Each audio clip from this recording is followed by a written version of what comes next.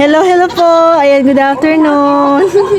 Ayan, as update ko po kayo ngayon sa lagay po ng lugar po namin na kung saan po, ayan na po yung taas po ng baha po dito sa amin. At talagang, ano na, sobrang lalim na po.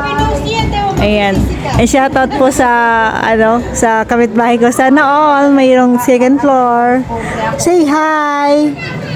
Na-discover yung kagandahan ko. Ayan, yun na may kumari kong lot ko. Ayan.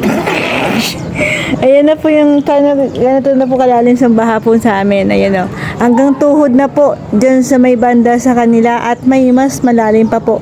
Itong banda doon gawa ng doon banda po kasi malalim po yung doon, tubig baha po.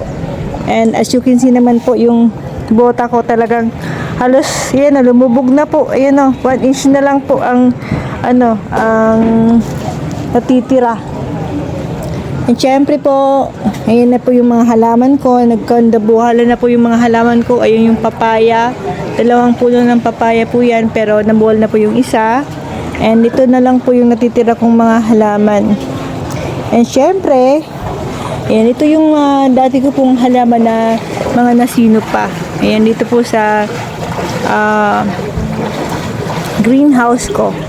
And syempre, ayan, text ko po sa inyo yung loob ng bahay po namin na kung saan, ayun na po, kapantay na po ng tubig baha sa kalsada yung loob ng bahay po namin. Ayan po. And as you can see po, yung mga gamit po namin dito, mga nakataas na, nakapatong na sa upuan, yung makina ko po. And syempre yung aking electrical bike na ginagamit po sa pag-exercise, ay nakataas na din po. Hopefully na huwag na pong ulit tumaas yung tubig baha sa amin. Syempre po yung washing machine ko. And syempre yung mga ilang pong mga gamit namin dito ay nakataas na po. Ayan o. So dati po meron pa po dyan dating mga gamit. Pero ngayon, wala na pong gamit dyan sa baba kasi naabot na po yung lagayan po sa ilalim. And ito po din po isa sa mga gamit ko din. Ayan, so gumawa na po ng dyan, taasan para may taas yung ilang gamit po namin. And syempre po, ayan yung mga stick ko po, ayun na sa taas. Tapos yung aking dito.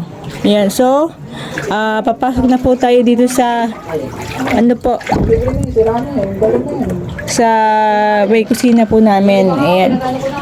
Ito po yung lagay ng loob po ng bahay po namin. Talagang hanggang dito ay pinasok na din po ng tubig baha. Ayan na. Ayan na. Ganun. Oh. Diba? Ayan na. Bahang-baha na po. Hanggang sa kwarto po po. Ayan, baha na. Ayan. Siyempre po. Plastic yan. Ayan.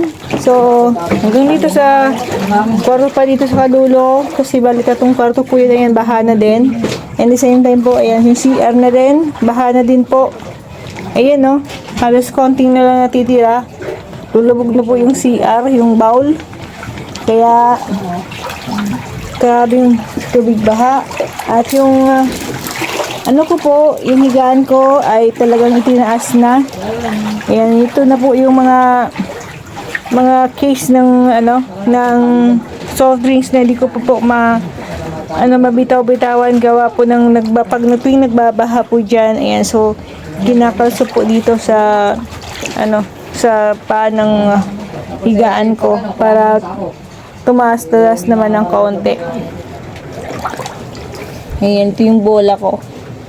So yung mga iba kong mga gamit nasa pag-exercise, ayan po. Ayan. Tapos yung iba ditong banda, dito sa isa pang kwarto. Ayan, ito yung update po. Ayan o, grabe.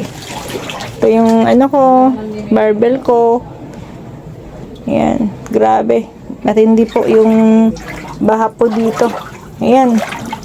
Ayan, dito sa kabilang kwarto din. Yung mga sapatos po namin, ayan, nandiyan na, nakalagay na, baka sakaling naligtas pa po namin sa baha.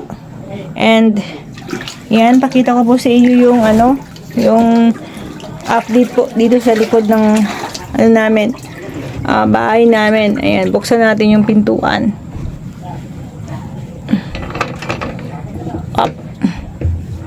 Up.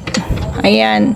Dito po yung likod ng bahay po namin na kung saan ito po ay bukid na dating taniman po ng palay, pero ngayon tingnan nyo po, ang taas na rin po ng tubig, ka-level na po ng tubig dito sa loob ng bahay.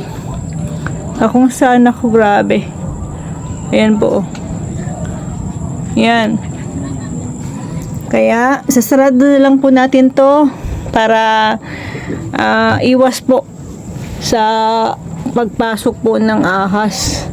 Baka mamaya may pumasok ng ahas po dito. Kaya kailangan may isara po ilang yung bintana po dito sa likod ng bahay po namin. Ayan, tingnan ang gaano kalakas na yung strong, yung wikan ko po, di ba? Ayan. So anyway, ayan. Palambing naman po, ayan, paki-follow naman po ng aking Facebook page. And siyempre po, don't forget to like and share po ng aking mga video i-upload dito sa aking Facebook page. Thank you for watching. God bless us all po. Wala ko ipasok, Nancy. Nag-text yung computer namin.